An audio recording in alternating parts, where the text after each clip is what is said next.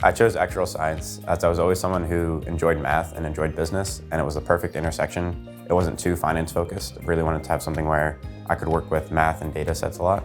And then with the actuarial focus now, it's shifting to more being a communicator within insurance rather than just being someone that works with statistics. Actuarial Science is a really nice blend of business, statistics, and analytics for the risk management and insurance industry. So what actuaries do is they quantify the unknown costs of risks. I'm getting exposure to a lot of different varieties and classes. So my actuarial science, specific classes, are really helpful in preparing me for the actuarial exams. And then the Fox core classes are very helpful in providing me with a well-rounded knowledge in all the different aspects in business. The biggest thing that Fox has done to help me stand out to employers is really embed professional development, both in our curriculum and in the opportunities that we're given. And this actuarial degree is kind of built on the foundation of learning how to be a business person. So I'm a member of Gamma Iota Sigma, which is the SPO for risk management and actuarial science. Through Gamma, I've been able to attend